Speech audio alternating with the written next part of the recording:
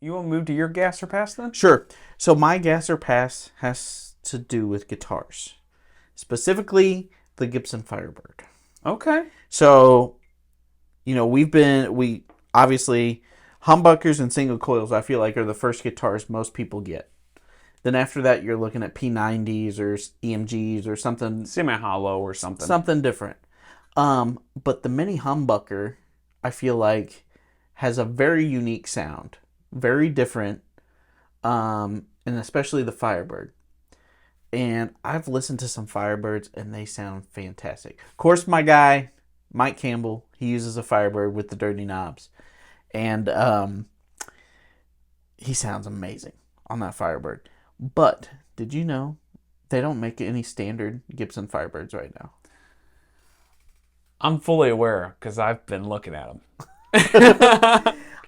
You can find them used on Reverb for like $2,000. Yeah. But they don't have a standard Firebird. And I feel like they have Custom Shop. Yeah, and they've got Epiphone. They've got Epiphone, and they've got even that like...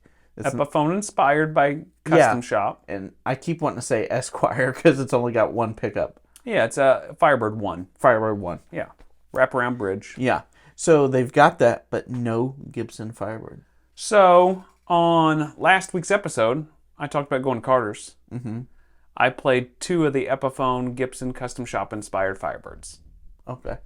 And it might have been the ones I played, but they sucked. I just was not a fan of them. Like, okay. Like I don't elaborate. Is it how they play, how they sound, how they feel, how it is in your head because it says Epiphone? No, it absolutely had to do with the specific guitars I played. It wasn't that the Epiphone Firebird sucks, but it was those specific guitars I played. They just weren't set up well. Okay. Like even though Carter's does a really good job with that. Of. Yeah, even though Carter's does a great job with that type of stuff, they were not ready to rock and roll. Okay. So I didn't feel like I got a really good representation of them. Okay. So I need to go play some more. But I was not a big fan of the neck either. The neck was like a little bit, I don't know if the shape was off or if it was just a little bit thinner than I thought it was going to be or what it was. But yeah, the Firebird, the fact that they only do Custom Shop and then Epiphones. There's a lost market there. Yeah. What are they doing? I don't get it. Yeah, I don't get it either. In like 2016-17, they had some standard Firebirds they were putting out. Well, they had some in 19, I thought. Yeah. In 2019. Yeah, maybe 2019 was the last year they done it. When Cesar, is that how you say his name? I don't know. Cesar? I feel like it's Cesar. Whenever he took over Gibson, not took over it, but become the figurehead for it, and he made all those changes in like 2019. Got away from the robot tuners, got away from all that junk that was going on. He also got rid of those Firebirds. Did he do that like as soon as he got in, or was this just this past year or two? No, I think it was 2019, so I think it was a year after he had been there. I didn't realize he took away those. Which I'm bummed about. I don't understand. Like, a Firebird's a unique sound. Yeah. Like, I feel like that should be a standard. Yeah. I mean, yeah. You look at Leonard Skinner, the first thing you think of is Firebird. Oh, no. Yes. No. At least I do. That's not... Well, I'm glad we think differently about it. I think about Gary Rosington, and I think about his Les Paul with that crazy stick hanging out so he can play slide. No, I just think of a Firebird. But, I mean, many humbuckers, they're thicker than a single coil. They're almost lipsticky. Yeah. They sound like a lipstick pickup almost. Yeah. They're stringy sounding. Yeah. The thing I cannot stand are the tuners, man.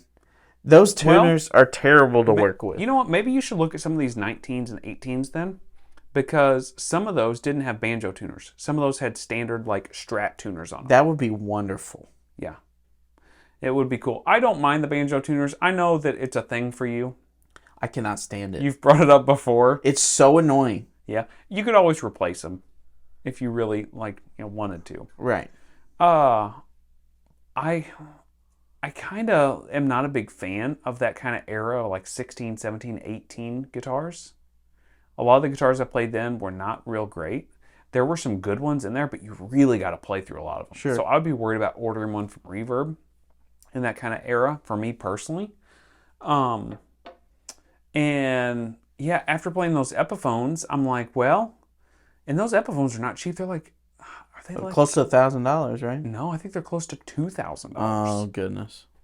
Because they're the custom shop inspired ones. I mean, I get it. And that's why I say that's another reason why I say they sucked. It's for that money. for that price, like they should have at least been like, "Oh, this is pretty good." Right. They just didn't feel it. Yeah, they're really expensive. I think they're $1,900. So, and then custom shop, you're talking like $4,000. Mm-hmm. There's nothing in between. Right. They kind of left themselves in a bad spot because if they put out a Gibson Standard, how much is it going to be? 25, almost 3. It's got to be 3 to like 33, because $2,000 for an Epiphone. Right. Now they're going to make it in America with nitro and do all these different things and have higher quality woods and do all these things to the point to where that's going to be at least another $1,000. I don't know. But I'm here to say make Gibson Firebirds great again. Yeah, Gibson Firebirds. I would like to see a Gibson Firebird with the standard mini humbuckers come out, 1 or 2. And a P91. I would like to see a P91. Yep, that'd be really cool. I'd like to see a P91. So, if they made a Gibson standard Firebird, let's say around $3,000. Yep. Is it a gas or pass? It's a hardcore gas. Yeah, I think so. It's a hardcore gas. All right.